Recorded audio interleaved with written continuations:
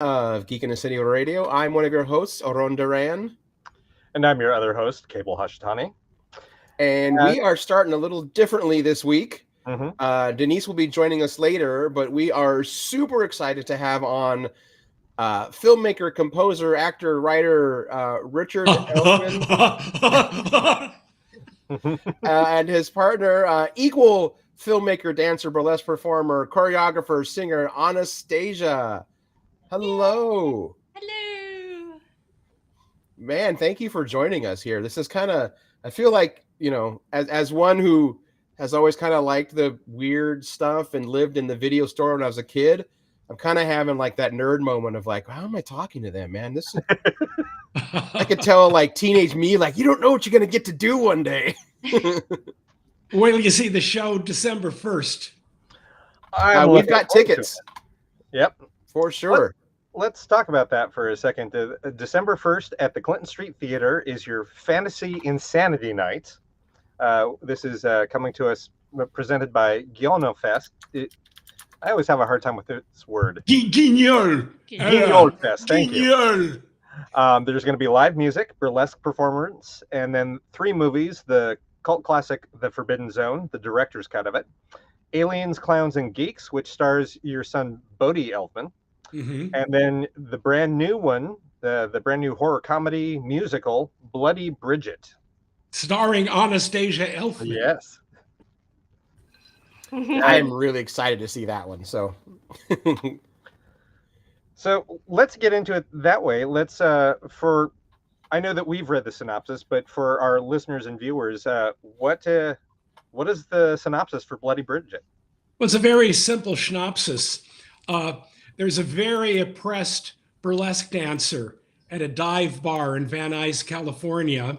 And everybody, like her boss, her boyfriend, sleazy lawyers, the cops, they're just all over her. And it's just so bad until Baron Samedi, the voodoo deity of life and death, turns her into a Valentine vampire. Well, what's that? Oh, you shall see. Sucking blood only whets her appetite. She must eat their beating hearts. That sounds amazing. Sorry. All right. Yeah. But don't worry, they all deserve it. They're all very, very bad people. Of course they do. Yeah. We had amazing practical effects and so much blood and gore. So much. But by the way, if you can't handle humor, blood, and gore, this film isn't for you. Yeah, I think I'm fine. I think you're good. And sex. I think we're good. Oh, yeah. And sex. Then that's pretty much our audience. So you'll be pretty good here. Watch, with my luck, this will be the very first episode my mom ever listens to. It's going to be good. Excellent. So what about this movie in particular inspired you to do you've been doing the live show and live appearances for other places, I think just down in Texas back in October. Well, how about Brazil, Canada? Oh, We've wow. been getting around. Yeah. Actually, we've been doing this for over 12 years at different places, but all the shows are different. Okay. So, so what should the Portland crowd expect from what you're bringing them? Just major fun, originality, excitement, insanity, and fantasy. I've got an amazing band, headlined by Lorna Baxter. Okay. Lorna Baxter. Okay, so we have Cab Calloway's Minnie the Moocher. Going back in time, Cab was so cool, gave me Minnie the Moocher for $500. Cab's no longer with us, but he'll be watching from above, and he's going to love Lorna Baxter. She can sing, she can knock it out. And then Anna's got these burlesque stars that she's performing with. I've got 2 local Portland burlesque stars, Odette Thorne and Jasmine Rain, and they knocked me out, and I'm so happy to be collaborating with them for our live pre-show event of sizzling, sexy, maybe bloody burlesque. Definitely bloody, actually. That does sound like that sounds very Portland, to be quite honest. Very much so. And you're going to be at the Clinton Street Theater, which is also very well known for this kind of bringing these kind of shows. It's hosted the Rocky Horror Picture Show. Oh, by the way, got to Midnight Movie interrupt. Just Forever. got in touch Yeah. with the Rocky Horror crowd. Oh yeah. Okay, so in the Los Angeles general area, the Rocky Horror troops have shadow casted my film Forbidden Zone, and I'm talking with your Clinton Street Cabaret who do Rocky Horror in Portland. They're interested in doing a Forbidden Zone shadow cast, but that'll be in the future. That's but cool. I'm excited about this. I play the devil. Because I read about he the plays LA the trip doing princess. Yeah, I like this. I like this a lot. yeah. We love our Rocky Horror friends. Yeah. Mm-hmm. I feel as though that there's a lot of crossover in that Venn diagram of Rocky fans and Forbidden Zone fans. Definitely a crossover. We're all weird. We like to dress up and we like to perform. and lack that sounds about right. And lack inhibition. Yes, that all sounds great. Yeah. That sounds like gets into, you guys have where do I have it in my notes? The salon, the barbecue bacchanal. Yes, that one. What we have a kind of do a quarterly. It's like an underground thing that we host.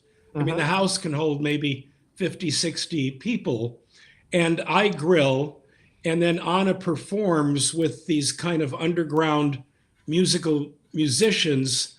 But when I say burlesque, that's too small. It's more David Lynch, very dark, almost like Buto, if you know anything about. Yes. Yeah. And it's bloody and dark, and I cook, and we feature local artists and musicians, but really amazing musicians. Huh. And I cook. I cook I grill for my cast and crews at the end of every week. How long? Wow. How long has this been a passion for you? Grilling. Me? Yeah. God, back from 1969. All right then. Yeah. So just a skosh before my time, but almost. So what's that rule? Is as long as you keep them fed, they'll do anything for you? Yeah. Yeah.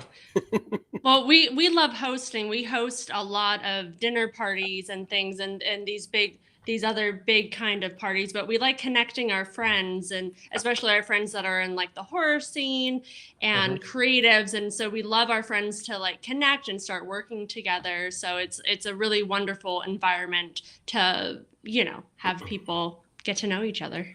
It sounds very much like you are both thrive in the spirit of collaboration and really working together with artists. I like that a lot. I used to curate an art gallery, so I get that. I get where that comes from. After collaborating creatively for a decade, what does your process look like? Like, how much? Like, who comes up with the idea? What's the ebb and flow? God, I don't know. I'm music. She's dance. It just happens, and we have fun. And believe it or not, we don't fight. We practiced that one. Good job. Right. Honey. Good job. Yep. Yeah. Unless it's in the script. Healthy amount of mutual admiration and respect for what each other does creatively. Anastasia is a total original, and my work ain't too off the shelf either. It is not. That is very true. I like that. It's very poetic to say that you're the music and she's the dance. Like that. That is incredibly poetic, and it does answer the question very succinctly.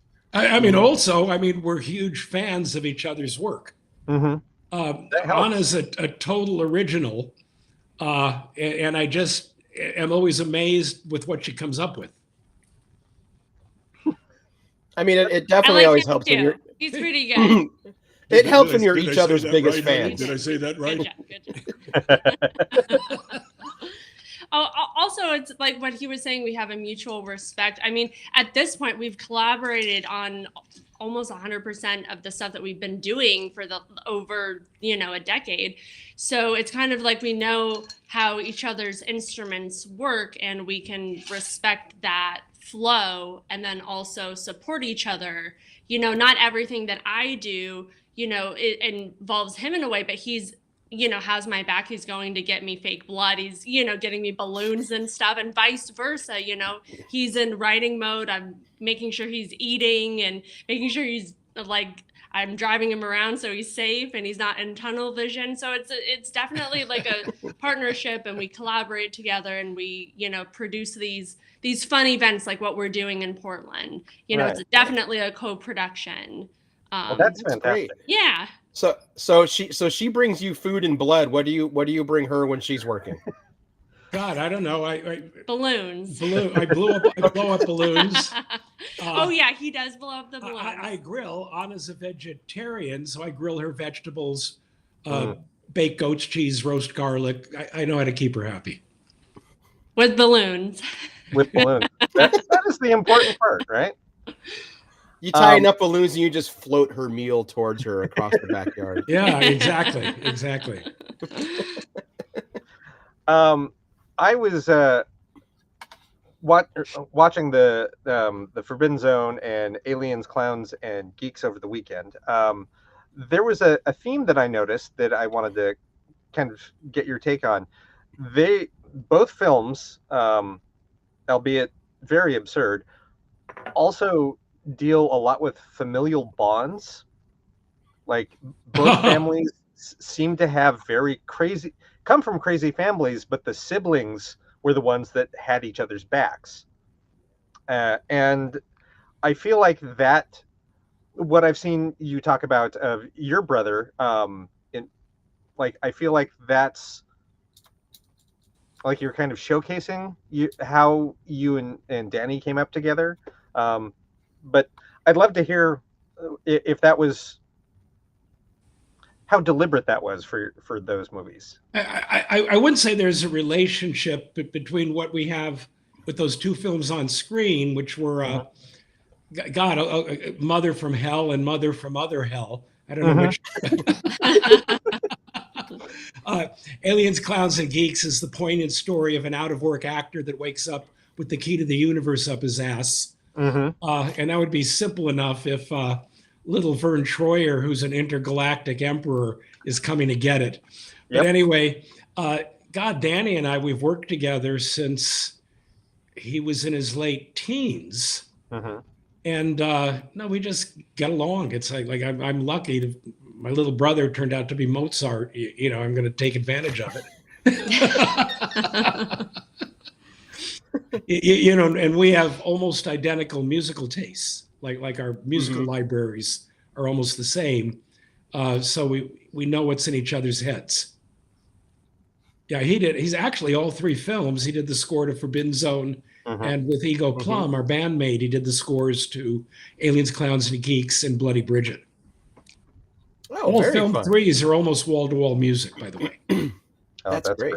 Can you get your little brother to work for free, or does he make you pay him? No, it's like, hey, Danny, I need a favor. It's not going to cost you anything.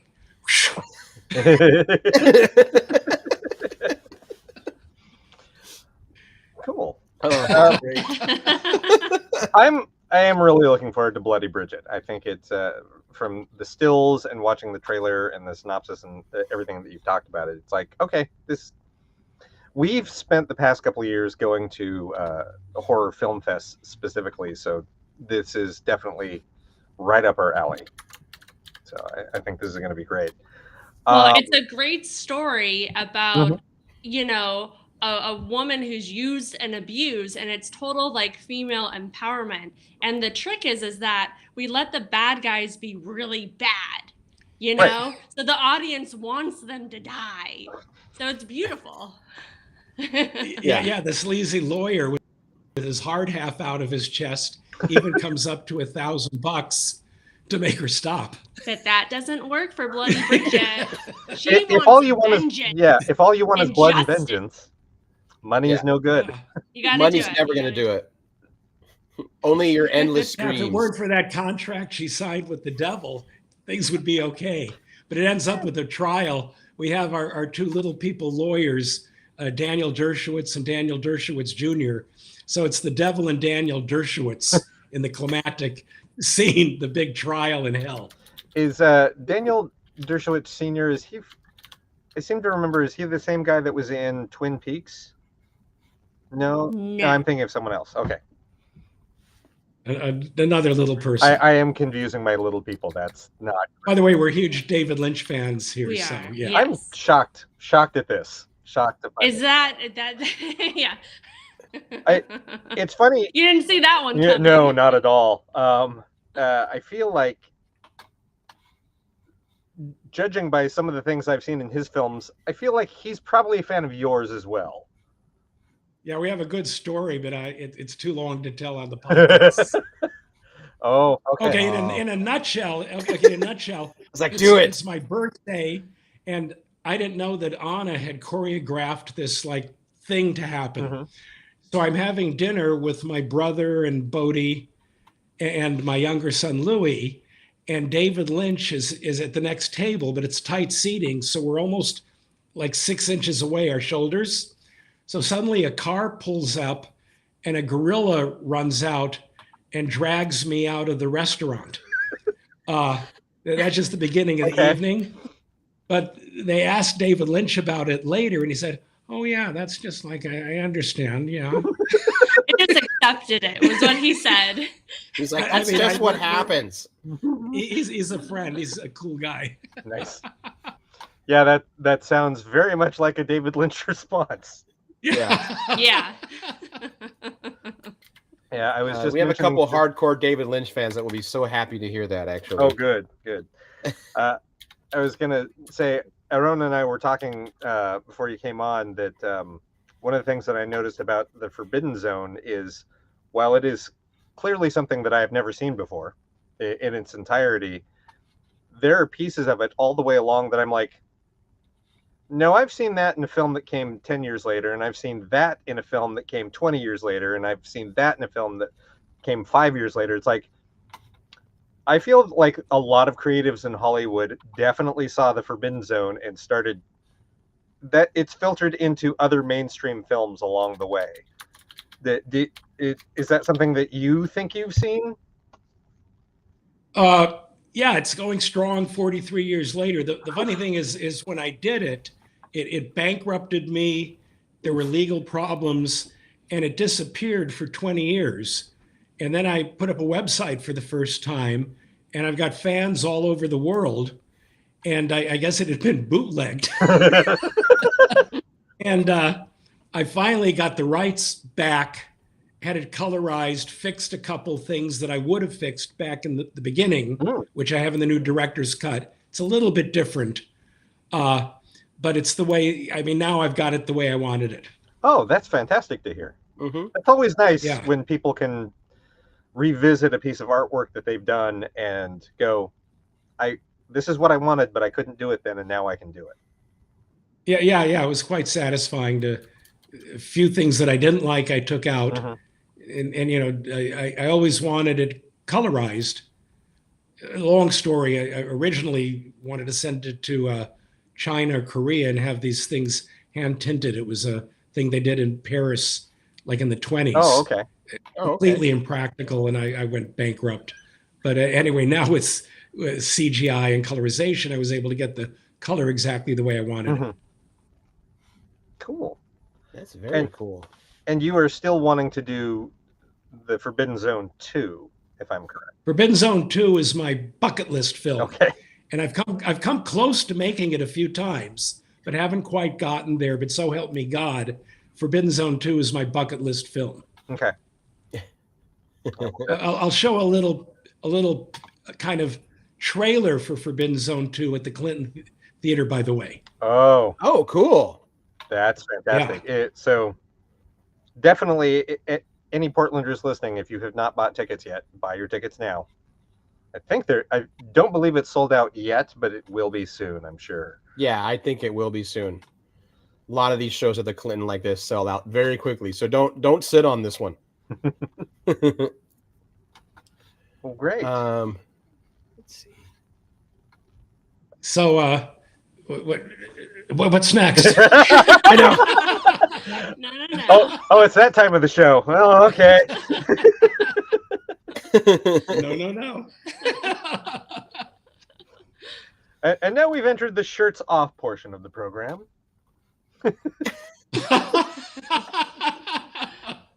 Well, like Rick was saying, a lot of his fans were exposed to Forbidden Zone with bootleg copies. Mhm. So they're not used to it being so readily available. And also, they don't know that he's on social media. And so we're actually trying to get the word out that Ricky is active on Instagram and Facebook. And then Forbidden Zone has its own Facebook and Instagram pages. And for most Fridays, we do a fun thing called Fan Art Friday, Forbidden Zone edition. And so we support Forbidden Zone fans that are artists, and it could be in any medium like makeup or cosplay or pottery or gravestones, whatever you want. We'll share it. And so it's like a really lovely, supportive community that we're growing and trying to get the word out to, you know, have all the weirdos come over and hang out with us. I like this endeavor. I like it a lot. What makes you think that people keep just rediscovering the Forbidden Zone?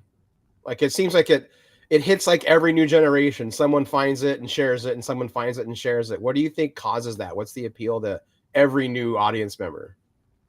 Very simple. Like little King Fausto, Hervé Vilches from Fantasy Island says, "I will have a whole army of zombies."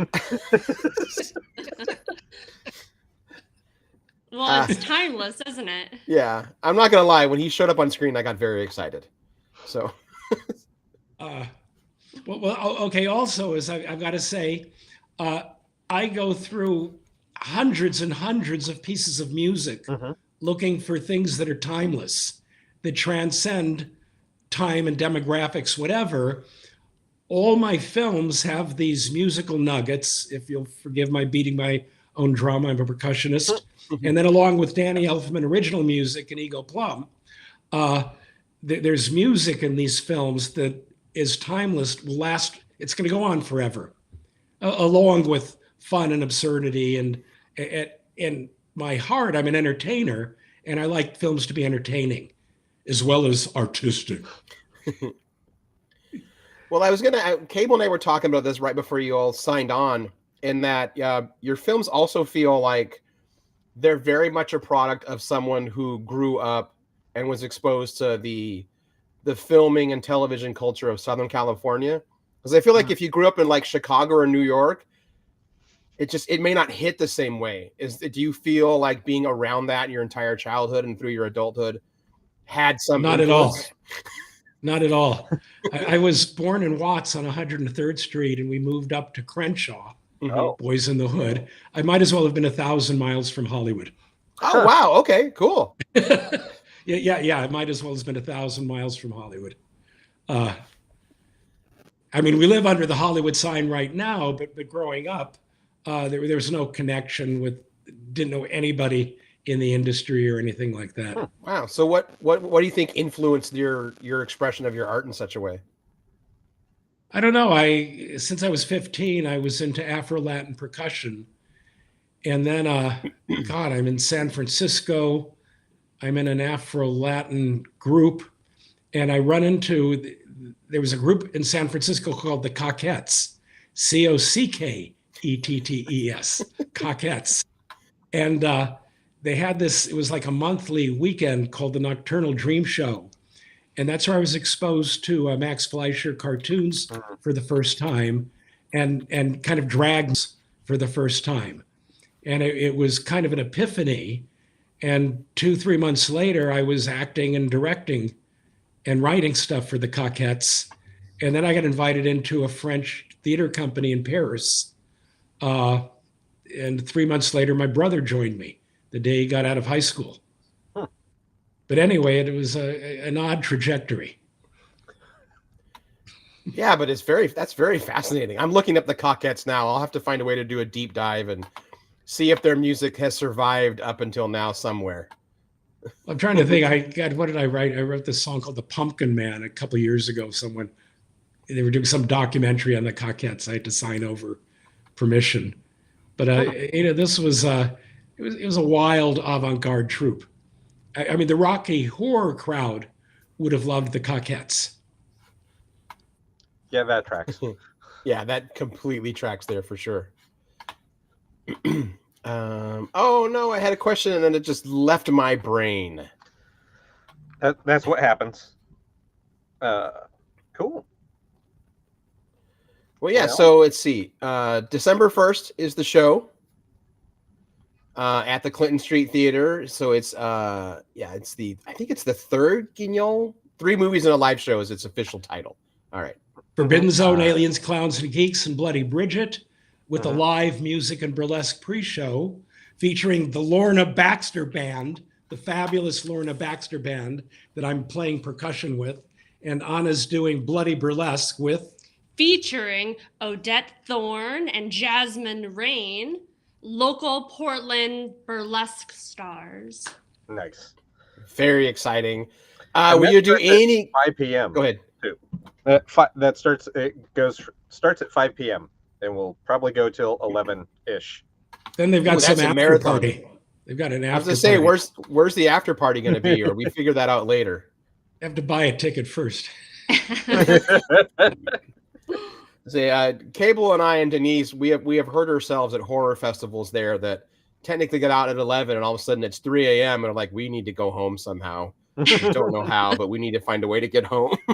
Yep. God, and we have a show in a city the next day. I don't even know what city. Las Vegas. Las Vegas. The next day. Oh, We land yeah. and perform. I perform, and then we screen Bloody Bridget for the Sin City Film Fest. And then wow. the following weekend, we're New York and San Francisco. So you're clearly slowing down and just pacing yourself. Yeah, into the holiday season. Yeah. Yeah, that's right. We just wanted to relax. Yeah. Yeah. That's right. fair. Well, yeah, man, it's been such a pleasure chatting with you. Like this is really cool. I was stammering a few times there because I was like, I don't know what to do. This is just so damn fucking cool. So, thank you so much for joining us. I know Cable and I will be there, and I hope everyone gets tickets for December 1st. Yep. And by the way, we put on a hell of a fucking show. I can only imagine, and it's 6 hours long. So The show isn't. huh? No, the show, the event looks to be, but yeah. No, you must perform for 6 hours straight. Yeah. Well, we're excited to come to Portland. We found great artists to collaborate with in terms of music and burlesque. So it's very exciting for us. And God, Anastasia's sister lives near Portland. So we've got some family up there. Oh, cool. Here's the part where we're local. We're like, where does she live? Where near at? Salem? Oh, yeah. Yeah, that's Yeah. It's an hour and a half away. Yeah.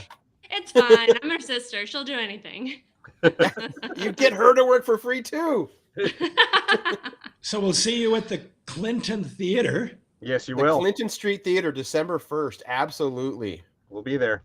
Yes. Yeah, we Can we can't do wait. a little social media plug? Is that okay? Please do. Do Please it. Yeah, go. Thank We'll you. make sure to tag it all too. Perfect. Okay, so you can find Rick and myself, so Richard Elfman and Anastasia Elfman on Facebook, and all of our films, Forbidden Zone, Aliens, Clowns, and Geeks, and Bloody Bridget, all have Facebook pages. And then on Instagram, I'm under my stage name, Dahlia DeMont, and then Richard is under his name, Richard Elfman, and then the 3 films all have their own pages. So give us a like and a follow, and yeah, come join us. Can't wait. I just followed Richard, so now I got to find you on Facebook. Perfect. Thank you for live having adding us. and sharing. Thank you so for much. I hope your rehearsal goes well. And see you in Portland. Yes, Yep. thanks Absolutely. for having us. So nice to meet you. Nice to You meet too. you. Have a great night. Thanks. Take care. Cheers. Bye. Okay, that was good. Yeah, super fun. Ooh, that's a lot of energy. Yes, it is. That's a lot of fun. Also, is. I'm not that energetic, and I'm only 47 years old, so I got to get what he's on. When I was writing up introductions, one of the things that an adjective I used, and I looked it up, and I'm like, nope, that's accurate, is bon vivant. That That is man is a 100%. bon vivant. I do believe the term is technically bon vivant. I just like saying it that way. Do you? I do, actually. I used to say it a lot when I was like in junior high. I don't know why, but I just did. I know why. I know what kind of kid you were. How dare you? Yeah. Big thanks to Richard Elfman and Anastasia Elfman. Thank you also to Dylan and Julia at GuignolFest. Like I said, I used to work with them at Fright Town back in the day. They are wonderful people. They have been doing great things for the horror scene here in Portland, and this is just another big thing that they like. Go see this. Tickets are $35. That is well worth the price of admission. Yeah, for sure. Like, I know how to do math, but it really hadn't dawned on me that I'm going to be sitting in the theater for 6 hours. Yeah. I mean, we've done it before. We've done it for longer, and we will again. You're not wrong. You're not wrong. Yeah. I am bringing, speaking of Fright Town, I am bringing Dave Helfrey with me. Oh, well, now people have to go. I mean, that's like a show unto itself. Yeah, both Dave and our friend Jesse, who also did makeup at Fright Town, as well as construction and acting. She's great. Dave confided in, well, not confided. Dave let me know. I'm like, I figured, like, I asked him, I'm like, hey, I'm going to go to this. Do you want to go? He's like, fuck yes. Yes, I want to go. I'm like, cool. I mean, anyone who knows Dave and the Museum of Horror can't say, like, he was not at all influenced by this. Okay, so here's the thing. He's like, I have watched that movie at least 10 times every year before getting into haunt season. In fact, one year, it was the orientation film for the museum. That's actually kind of great. Yep. Boy, does that track really hard. Yep. I do want to, like, I definitely will reach out to Dylan and Julia, but I want to make sure that Dave gets to meet Richard. He has to. Yeah. Yeah. And I want to be there to watch it. Oh, yeah. Like, I just want to make those things happen. I don't have to be a part of them. It's like, no, go do the thing. I'm going to be over here. I don't have to be a part of it, but I want to sit back and watch him. His eyes just light up. Yeah. Because Dave doesn't get starstruck that often, but I feel like this one might do it. No, I think that he took me to, the artist Baseman. Who's, Baseman was in town. Oh God, this is probably a decade ago at this point. But he's like, hey, I want to go see this. You want to go? I'm like, yeah, done. Let's go. And that was at the Hollywood. And he just kind of gave a speech and showed some short films and was a weirdo. And like hanging out with Dave and watching him get excited about that was like, oh, okay. Yeah, this tracks also with the art I've seen you do. Yeah. So, well, that's cool. Well, let's take a quick little break because I think Denise is about to join us. She just texted that it took her almost an hour to get from work to her home. Yeah, I saw that. Yeah. Boo. So let's take a quick break and we'll come back with our own Beanarita and go on from there. So don't go changing. Can't believe I just said don't go changing. Don't go changing. Go changing. To try to please. See, the Wayne Brady thing. We're gonna take a break right now. Ooh.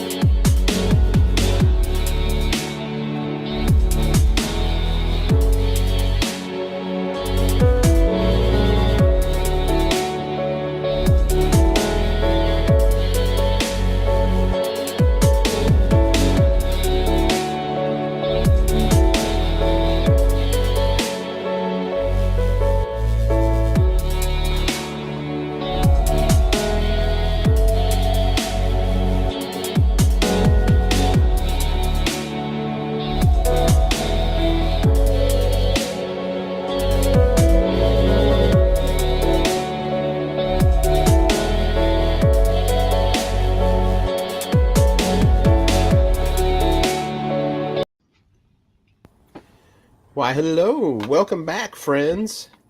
Hello. Hi. Hello. Can you guys hear me Oh, okay? Denise. Yeah, you're a little quiet. I can't wait to get you the new mic. Oh, yay. Yeah, I'm not sure.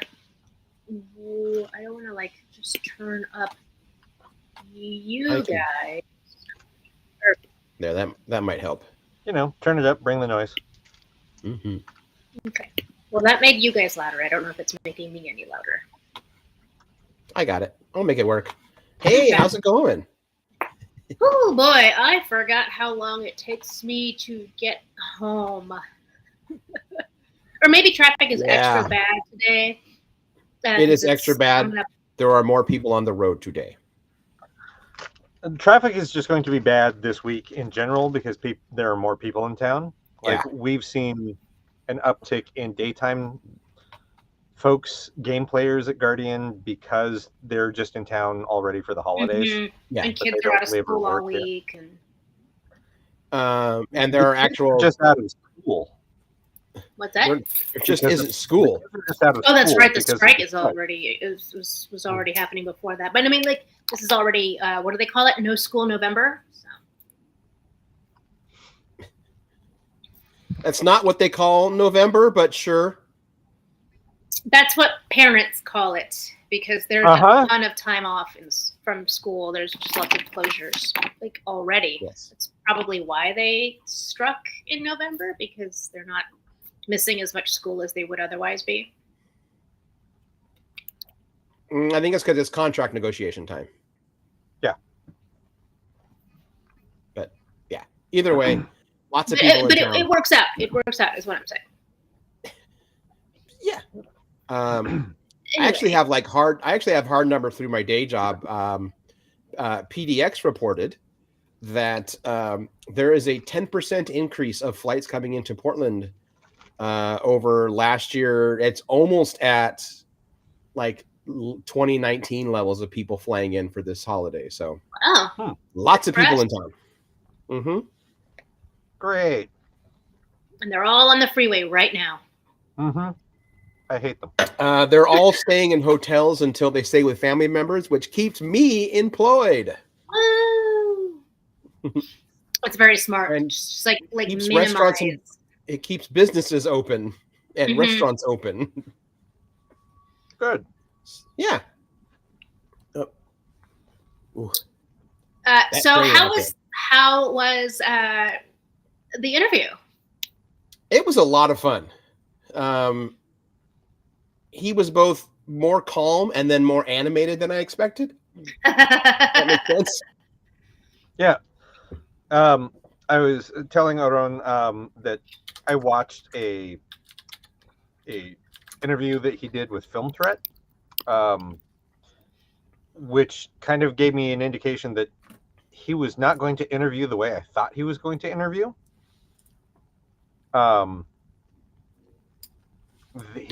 They are very. I know a lot of the answers that they gave and the things that they talked about. They say a lot because it's in all of their press kits, and and that's just part and parcel of what you do when you interview. Mm-hmm.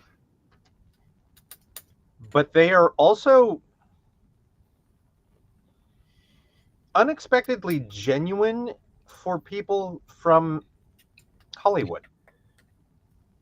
Like, they are, I feel like they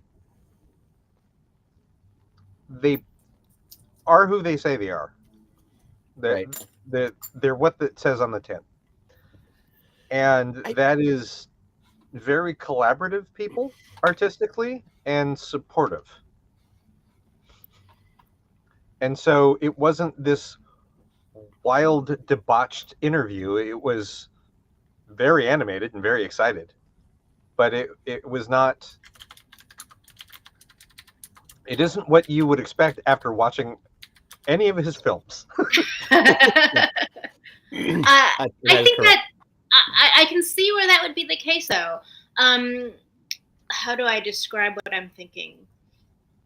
I don't think that their art is what most people would consider to be particularly mainstream. Oh no. You know, it's not the sort of thing that makes you a household name and just like, I guess for lack of a better word, like the Hollywood elite, you know, where people are going to be more prone to like really buy into the idea that they are a big deal, and you know there are certain expectations about how they should be interacted with. Mm-hmm. I think that's what I'm picturing here, based on what you're describing, is that they have managed to maintain like their genuine selves and continue to care more about the art than their fame. Yep, that comes across. Yeah, for sure. Well, that's cool. And I can see the chat, the last little bits there before I logged in, but you guys had already gone on break, and it sounded like you guys had a lot of fun. Yeah, it was a lot of fun. I'm looking forward to December 1st to checking the show out. Plus, you know, it's been a while since we've had an almost egregious amount of time spent at the Clinton Street Theater. So the show starts at 5 and goes to 11. Not, they wanted me to remind you, doesn't mean they're going for like 5 hours. Right. 6 hours. It's the programming. The event is, the programming is, yes. Mm-hmm. I think the way they have their lives, like they tour to different places with this movie or these 3 movies, mm-hmm. but in each location they partner with locals. Mm-hmm. Like the band that they're performing with is local. The burlesque performers that they're performing with are also local. Wow. Yeah. So it's not just a big touring show. No. It's in the spirit of we want to find new things, we want to collaborate. Like I'm not trying to like fanboy or make people out to be saints when they're not. I'm just saying that this is my general impression, having mm-hmm. now met them mm-hmm. this way. So, and it's probably fun because it makes for a different show for them too. Like they have, you know, whatever their outline, but if you collaborate with somebody different in every city, it's a different show then every time because those people bring different energy. You know what else can bring really good energy to your room? What's that, Aaron? The fine items you can purchase at Asylum, 3713 Southeast Hawthorne Boulevard, across from the Baghdad Theater. So as folks know, I have a very small, much smaller place that I live in now, and if folks don't know, I do. And I keep looking at the Takara wall-mounted shelves for books and plants and my various little spaceships and monsters that I want to put on display in my new place. And these are kind of perfect for efficient, small living. Mm-hmm. They're very cool, actually. I'm going to be taking a look this week at Asylum. My house is neither efficient nor small, but I still really like that book, and I would have those. I kind of want them. They would be cool going up your steps, like on the wall as you go up. Interesting. I always kind of like that look, though, when you have bookshelves that are flanking your stairs. I always dug that look. So it is a really roomy staircase. Yeah. Yeah, I think it'd be an interesting idea. And then I've got boring old family photos, but this is way cooler. You can put a few of those on there, or do what I did with my photos and sneak in some random stuff. like Cable hasn't seen my place yet, but you know I have one of those frames that are like picture collages. Mm-hmm. So one of them is from Curiosity and Oddities a couple years ago, with you, Denise, sticking your head through a very buxom drawing of a woman, and Becca sticking her head through one and just oogling your cartoon breasts. That was a very funny moment. It makes me smile. One is, if you don't know him, of our old good friend Little John from Dark Arts a couple years ago, just mean mugging the camera. But then I stick in random shit. Like one of them is just a screen capture from Jaws, but with King Shark in the background hanging out with him. And every time I look at it, it makes me laugh. Yeah. Yeah, the hand. Nom nom. Nom nom. I read. No way. No. Mm. Sometimes I think King Shark might be my what is the correct term now? Oh. Because we all started using Patronus to be non-appropriative, but now that's shitty too.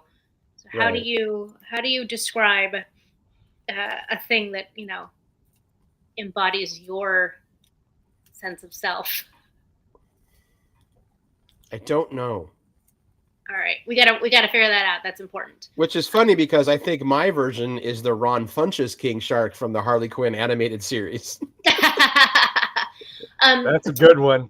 Also, It is a good one. is the gif of the crab eating ramen. Yes, you are the crab. That should be your next tattoo. A crab eating ramen. Mhm.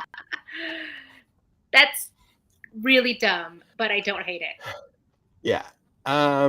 So looking back, also, I've never heard of Swedish almond cake, but I like this cake pan that they sell. I don't know if I would make a sweet cake. I'm looking at it and I'm like, I could make a giant pizza log.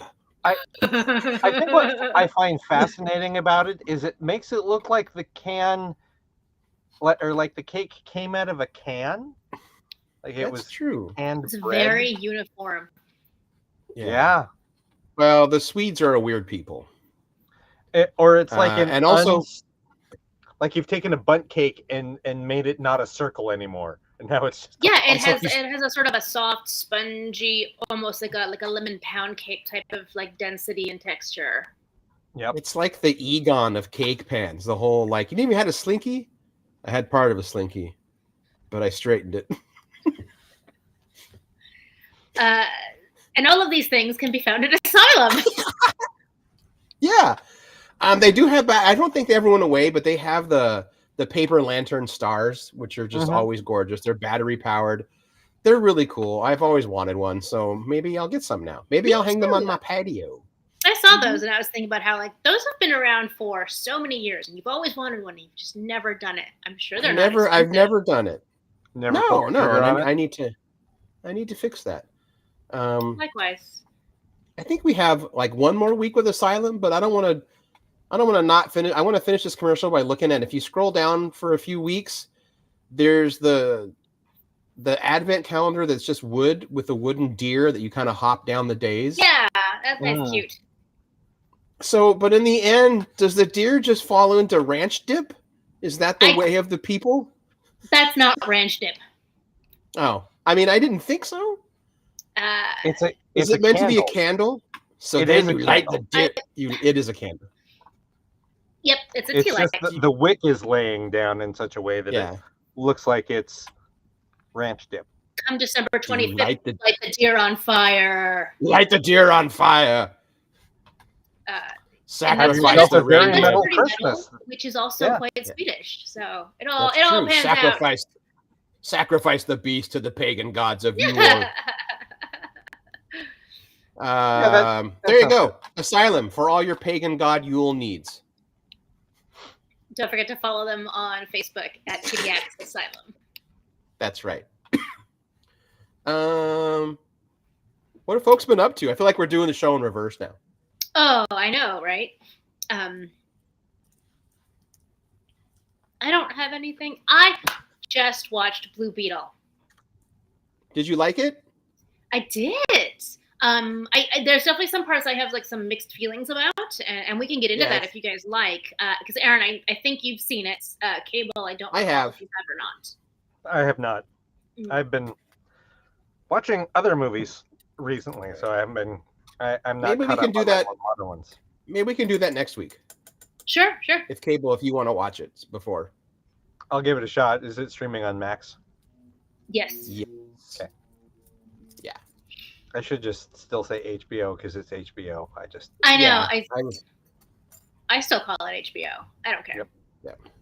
Yeah. Yeah.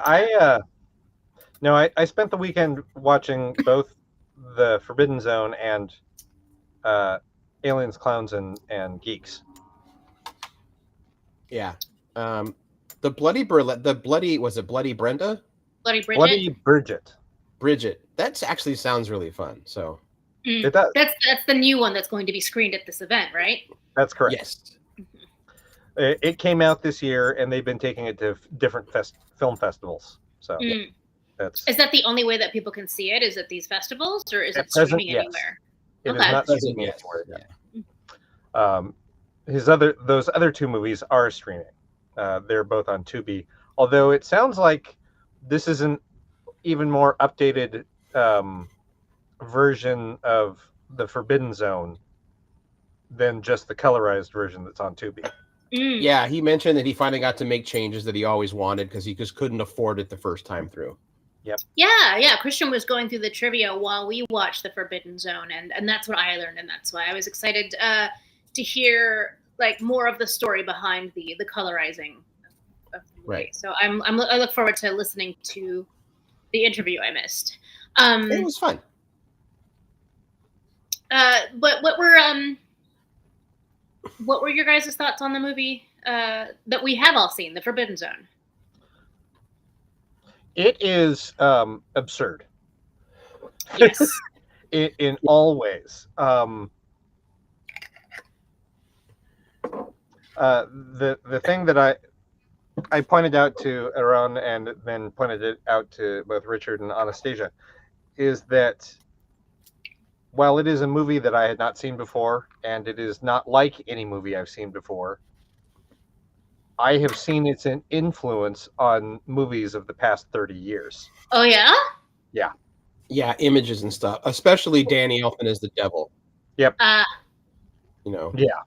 But there were shots or there were moments or actor choices that I'm like, I feel like I've seen so-and-so steal this bit and put it in this blockbuster movie, or so-and-so take that bit of imagery and merge it with this other weird movie that he did. Yeah. There's now a movie that I want to watch that also is related to the Forbidden Zone, and that is Freeway with a young... Sorry, guys, that's me. I suspect he's having a fire alarm testing. Yes. There's a movie called Freeway that has a young, what's his name? Jack Bauer, Kiefer Sutherland, and an even younger Reese Witherspoon, where she's an abused teen and gets picked up by this crazy hitchhiker and chaos ensues. That movie is directed by Matthew Bright, who plays the character Squeeze It in the Forbidden Zone, and his trans sister Renee. Boo! Aaron will be back. It's just our show now, Denise. Woo! Party. Interesting.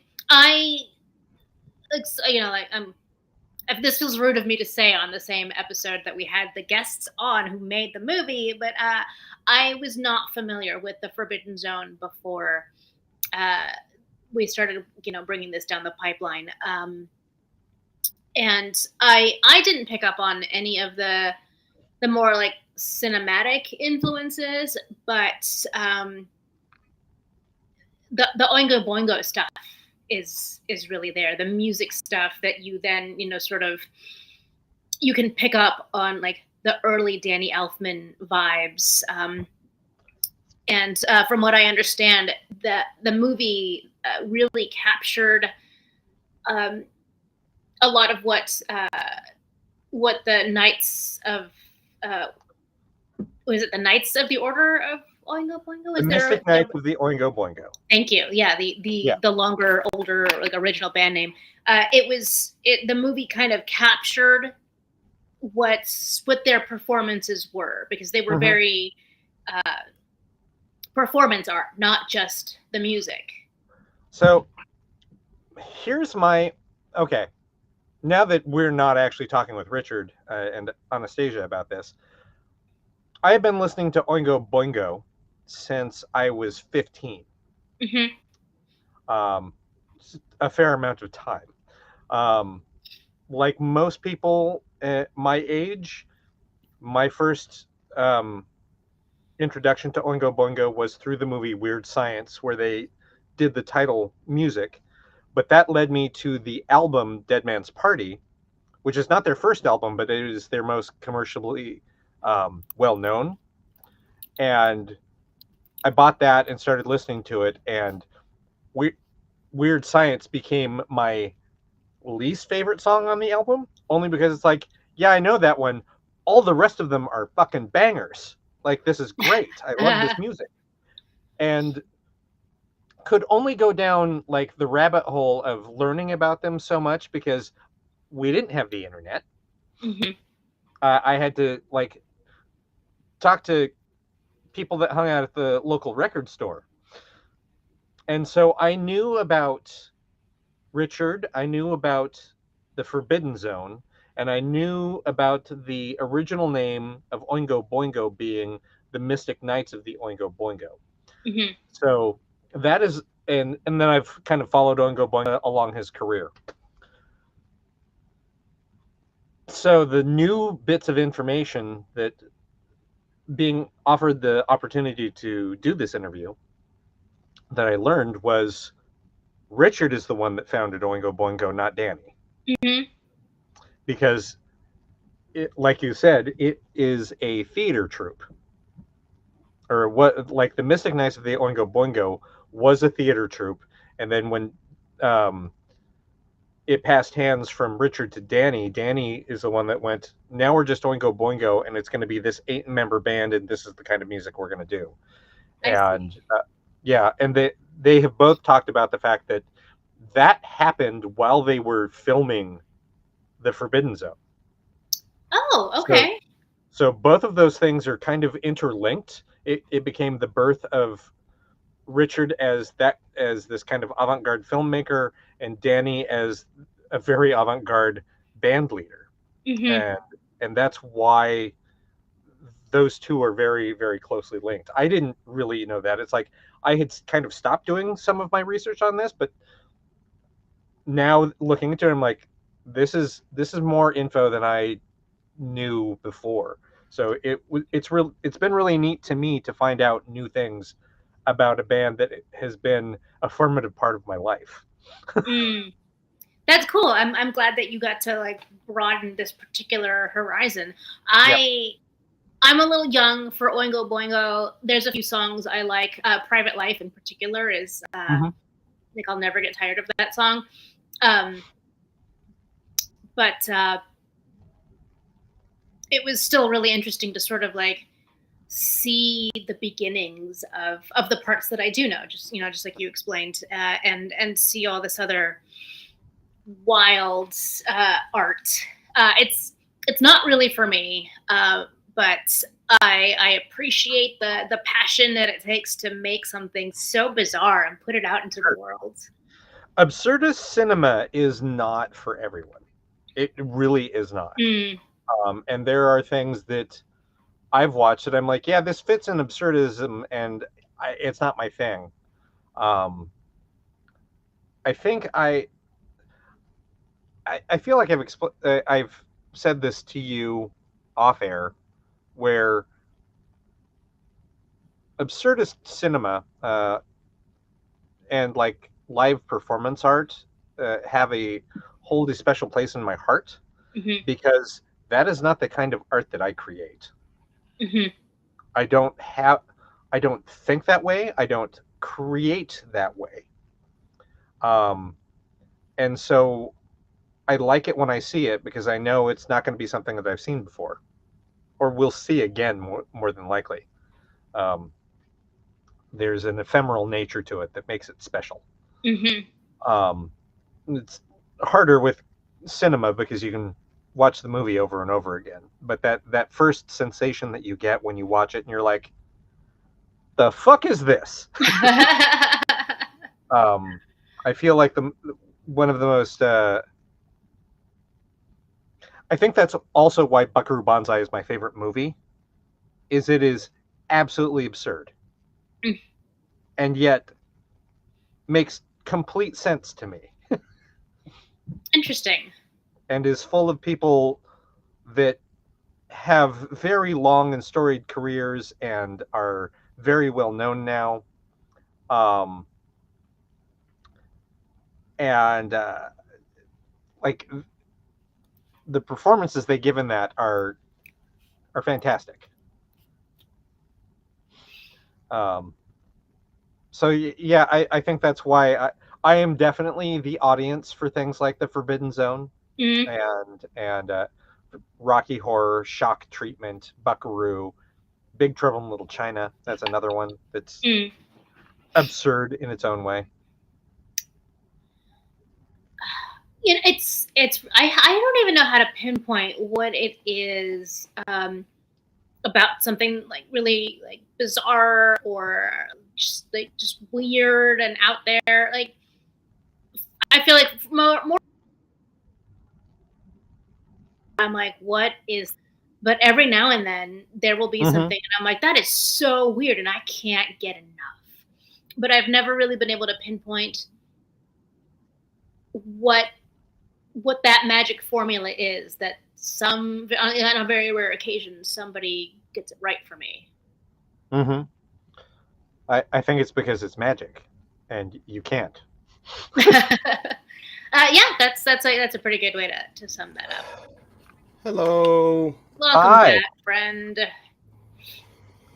Well, that sucked. I am sorry that happened. Happens about every month and a half. I'm just fucking glad it didn't happen at 3 a.m. this time. Nah. Why is it happening? Okay. They don't know. At first, it was someone's unplugging the fire alarms in the common areas. That's not fucking it. Now they think it's because someone leaves the door open and a houseless person is just triggering the alarm, which is possible. But what's more likely is that this building has shitty wiring and the building owners don't want to fess up to it. But I do believe I would be the very first tenant this building's ever had that knows Oregon's code. Yeah. And they will be getting a letter reminding them that they are in violation and the building is unlivable if this continues, and that I will be under my legal right to not pay, nor do I have to save up until they fix it.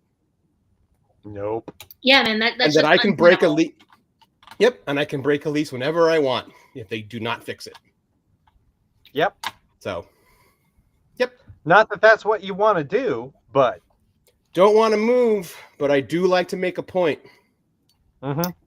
Also, and the other downside of having a building for of like young people is they don't know how the rules work, and I'm just old and shitty and bitter enough to do. Get it? Yeah. Oh my God, if I could break at a real estate investment company, I could die happy.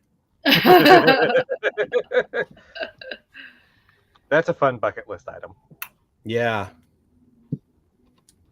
Anyway, sounds like you guys had a great conversation. We did. We were talking more about the Forbidden Zone and the history of Oingo Boingo and Richard and Danny. I don't want to pat us on the back or anything, but I am glad that we did a very good job. I think you and I, between us, mentioned Danny by name twice. I really want. I'm sure that he's probably cool about it, but I'm sure that happens to him a lot. I think he mentioned his brother more than we did. Yeah, he does, which is fine. Like, I liked that we very much made it a point of like, no, this interview is with Richard and Anastasia Elfman and not Danny. Right. Not that we wouldn't interview Danny. Yeah, I don't think he doesn't do much. He doesn't do interviews these days. I think the last interview that he gave was to All Classical Radio. The guy that does the score, whose name is escaping me. Oh, this is dumb. I know who you're talking about, though. Yeah, he reached out to Edmund Stone. Edmund Stone is, but I'm gonna give them a shout out. He does it. That's a good show. The score by Edmund Stone is one of the best shows on All Classical Radio, and All Classical Radio is fantastic in and of itself. They are not paying me to say this. I'm actually paying them. Right. Edmund Stone, I think, that was the last time that Danny Elfman has given an interview. Oh no. Yep. This is what I mean. It's a wiring issue. It's a wiring issue. Yeah, that's not a normal. Yep. But he did an interview about his career, and that spread over like 2 episodes of the score, and the score is like a 2-hour program. Wow, that's an in-depth interview. Yep. Like Edmund Stone has even said, it's like, I didn't expect to get that interview. It was a long shot, and he's like, oh yeah, I totally want to do this. That'll be great. Nice. Good for Edmund. Mm-hmm. I do highly recommend it. He's great to listen to. I didn't get to ask. Are you planning on going to the live show on the 1st? I hadn't put it in my calendar yet, but I think it would be fun for us to go as a group. I know Aaron already has a ticket. I also have a ticket. I'm also bringing Dave and Jesse from Fright Town. Okay. So I should get my ticket. Sooner than later, I think, because it is likely to sell out. Good to know. I mean, yeah, it sounds like it's going to be a pretty big event. So, like, it's not like selling out the. Why can I never remember names when we do the show? Why do they like these are classic Portland landmarks that are just I can't remember. Like, fucking family owns like 20% of the buildings in town. The music hall that's in downtown that's named after a person. Not Revolution Hall. Keller Auditorium. No. The Judy Couture. Nope. Oh my God. Yes. The Arlene no. Schnitzer Concert Hall. Jewish. For fuck's sake. Thank you, Aaron. Thank you. Like, it's not selling out like the Schnitz, but the Clinton is still a big enough theater, and it's still impressive to sell out that theater. And I feel like it is a not insubstantially sized theater. Yeah. Oh, okay. Good to know. Have fun. We'll be here. Wow. Okay. Yep. Aaron's gonna go talk to the man. Someone has to. And it's always the adult in the room. Yeah, that's what he gets for being an adult. Yeah. It often sucks. Yeah, I think you would like, even if the movie is not your cup of tea, I think the show is going to be fun. I've now blanked on the name of the performers that they've got. Oh, can you still hear me? Yes. Okay. The light on my microphone just shut off. Anyway. Oh. Yeah, weird. The 2 burlesque performers that are booked run in the same circles that we do. So we know them by like 2 or 3 degrees of separation. But they'll be performing. The band is going to be an 8-piece band. That should be fun. And yeah, I'm looking forward to watching Dave watch this, because he was telling me that he's seen The Forbidden Zone about 10 times and has watched it before every Fright Town season. That scans. He did this like he watched it pre-Fright Town, like when he was just doing the museum at Scream at the Beach. back in the Mhm. day. And that one year he used The Forbidden Zone as his orientation film to explain what he wanted for Haunting this year. It's like, oh, yeah, okay. Yep. Yeah. Yeah. No, that all makes like 1,000,000% sense. Yeah, it's pretty crazy. Oof. Oh, now I'm picturing it. I'm like, well, I guess Baron von Gulu has a Ooh. little bit of that aesthetic of It does. what is Elfman's character in the Forbidden Zone? Is it the devil or just some sort of demon? I can't remember. He is the devil. The devil. Okay, yeah. Yeah. Yeah, I can see the inspiration. Yep. I had to do that quick switch. I'm like, wait, which Elfman? Because they're both in it. Richard, our guest. Because Richard's the masseuse. Nice. What? What? Did I have that backwards? No. Danny was the devil. I think I misheard you. Richard is the masseuse. But they're both in the Oh my movie. gosh, I had that totally backwards in my brain. Right. I thought that. I 100% thought it was the other way around. My retention skills are. That's fine. You've had a day. I will say that not the What? Forbidden Zone, Aliens, Clowns, and Geeks also feels very much like it's made by people who live in LA, because it doesn't feel like it's.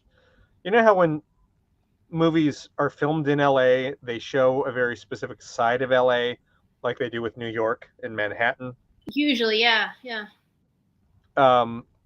Aliens, Clowns, and Geeks feels like it's filmed by people who live in LA, because you get to see LA.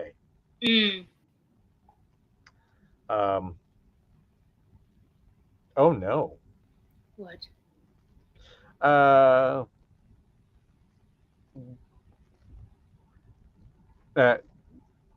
Everyone texted. My phone is my camera. Oh, right now, so your phone. I was like, wait, how do I do that? You know. Oh no. Okay, Oh, no. Then I'm glad he stepped outside then. Yes, I'm sure it'll be fine. Mm-hmm. It's not as surreal as the Forbidden Zone, because it feels like it does feel like it's on par with a lot of movies we've seen at the Lovecraft Film Fest and at the Portland Horror Film Fest.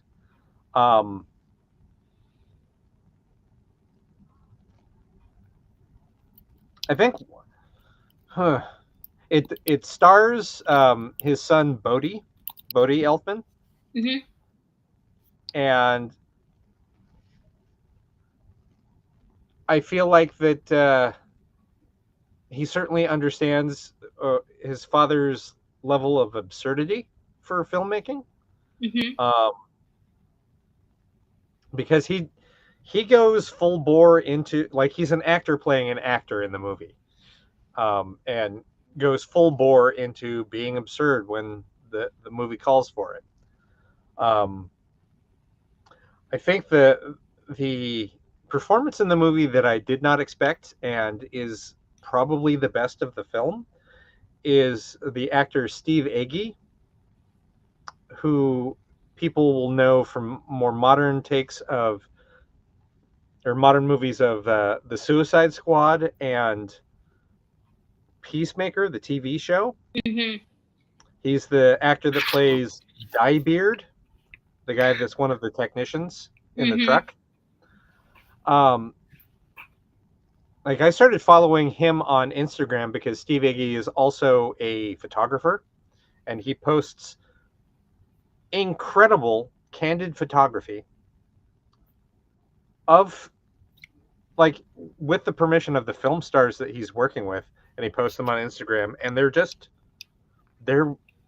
wonderfully shot. Like, he is a great photographer. But he plays Bodhi's character is named Eddie Pine, and Steve Agee plays Eddie's trans sister, who runs a bar and burlesque show. And so Steve is in full drag and makeup the entire movie. Is never played for laughs, ever. Everything about how he's playing the character is very genuine, and their performance is really well done. Like, which, seeing him in other things is like, yeah, that makes sense. He's real good. But yeah, that the movie itself is a little goofy and could have been shortened in places. Were I editing it, but it still has the same themes of family protecting family, and family, looking out for family, which also came across in the interview when they were talking, where Richard and Anastasia were talking about their relationship and their collaborative relationship, that they have each other's back, and they look out for one another when, if one of them is creating, the other one does, like, watches out for them, and vice versa. And they're each other's biggest fans. And the way Richard was talking about Danny, that also extends to he and Danny's relationship. So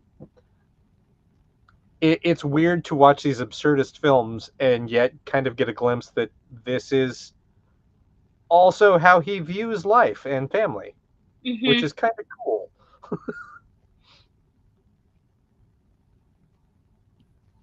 Hopefully we get our own back soon. Yeah. What else do we have tonight? I think that was the big thing, was the interview and kind of talking about the movies. Definitely hyping up. Do I want to turn? No. What are you doing, computer? Definitely bringing up the performance is going to be December 1st at the Clinton Street Theater. Tickets are $35. It goes from 5 p.m. till 11 p.m. That's 3 movies and a live music and burlesque show with a local band and local burlesque performers. And Richard and Anastasia are going to be here as part of the live show, and it will be the Portland debut of Bloody Bridget, which is their newest film. And it's all brought to us by GuignolFest, which are our friends Dylan and Julia. That's right. Very cool. I think that's it for our time. It feels weird because I feel like I just got here, but I'm looking at the clock, and that's a. Oh yeah, we've been going since 6 o'clock. So I feel bad that Aaron's not here, but I think we're ready to sign off. Perhaps. I don't know if he's going to keep. I think his camera is going to keep broadcasting, though. Yeah, we don't have any control on that one. We don't. Do we have any upcoming? Yeah, I was going to say. I mean, I think we can put it out there that we've been watching Monarch, which we talked about last week, in advance, because we are looking to have Matt on to talk about the show. Yes, that is still on the table. I just have to follow up with the Apple folks. I think because it's with normally when it's a book that we're talking about, we can just contact the writers and the artists and be like, hey, do you just want to come hang out? Yeah, but this is Apple TV Plus, and it's like they're giving it a big rollout, and there's been a lot of press, and there's a press team as well as the Portland marketing folks. So so I think we got a little bit lost in the gears with them, and I just need to check in with the right person to be like, don't forget about us, little folks. Sure, that makes sense. We're not little folks. No, I'm just kidding. We have reach. We just interviewed the Elfmans, for God's sakes. I know. We're so cool. That was incredibly convincing. It's been a weird day, and I am not firing on very many cylinders. That's quite all right. So yeah, I at least wanted folks to know that that is coming up, and we are. If you haven't started watching Monarch yet, get See on that that. you do. Yeah, I'm now 4 episodes in, of the 8 that's been available for advanced review. Mm-hmm. It's fuck me. I like. I'm a fan of Matt's work. But this is different. Like I feel like I have the benefit of knowing him and knowing his work. Mm-hmm. I can feel where his hand is at in the creative process for this show. But all of the moving parts that go on to make this, the other creators, the cast and the crew for this, it is a very it is an intense show, and it Mm-hmm. is worthwhile. Like it stands up to critical review, Mm-hmm. and it is compelling. I think that's the word I've been searching for this whole time. It is really compelling. I liken the size of the show in terms of like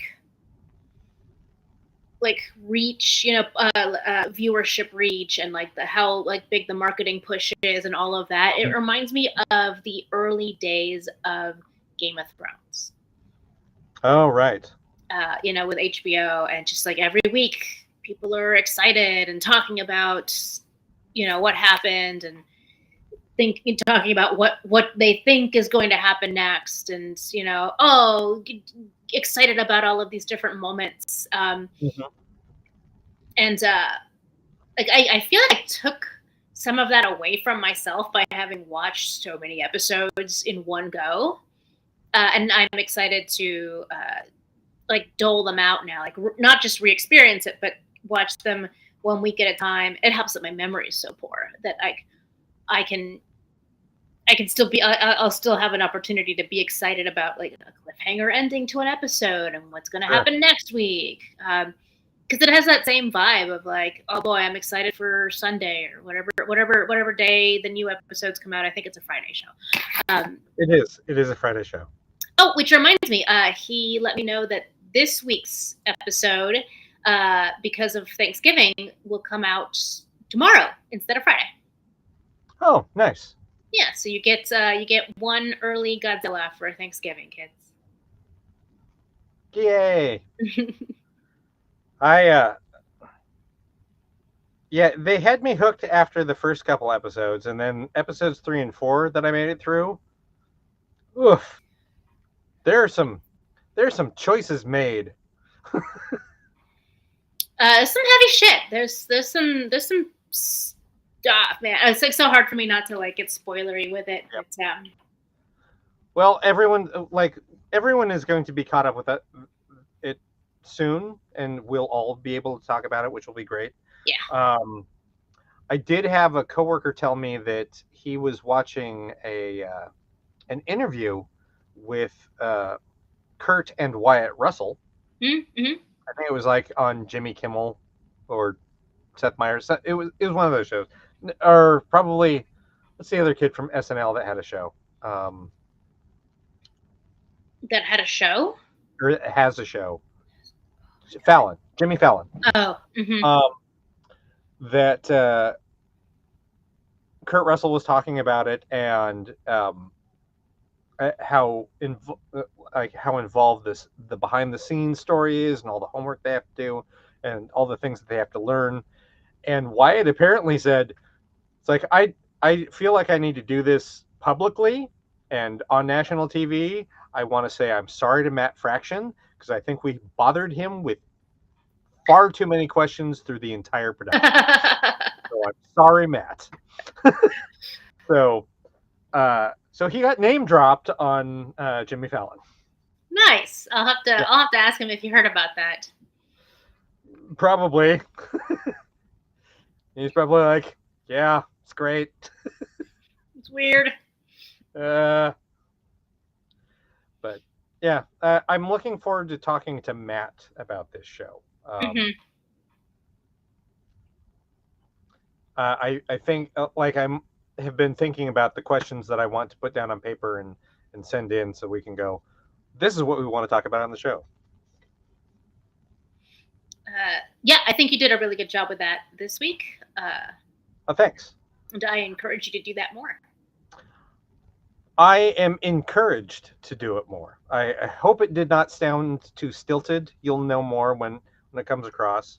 Right. I'll let you know. I'll give you my feedback. Thanks. But we didn't limit ourselves to those questions. That was definitely a starting point for a lot of it. And Aaron had a lot of additional follow-up questions. And yeah, it was a great time. I'm glad they made the time to talk with us. And if they ever want to talk with us again about other future endeavors, we're happy to have them on. I'm just going to say that now. I'm going to talk for all three of us. No, I'm sure that we are all in agreement on that. They are welcome anytime. It's going to hit me later that I'm like, I talked to Richard Elfman.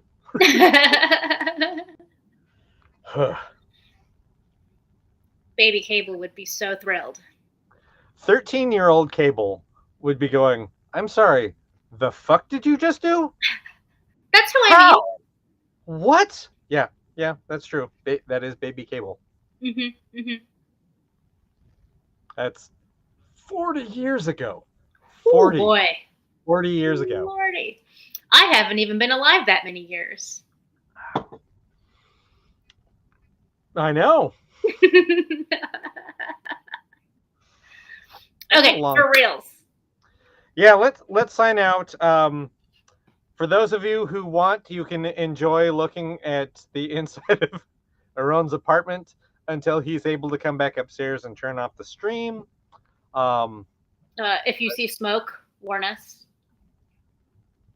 Yeah, if you have our numbers, or our owns, let them know. But yeah, I think we're going to sign out for this week, and as soon as I can, there we go. So for Aaron Duran, you're Bina Rita. And I'm Cable Hashitani. And we'll talk to you all next week. Yes, we will. Have a good Turkey Day, if that's what you do. Bye, folks. Bye. Bye.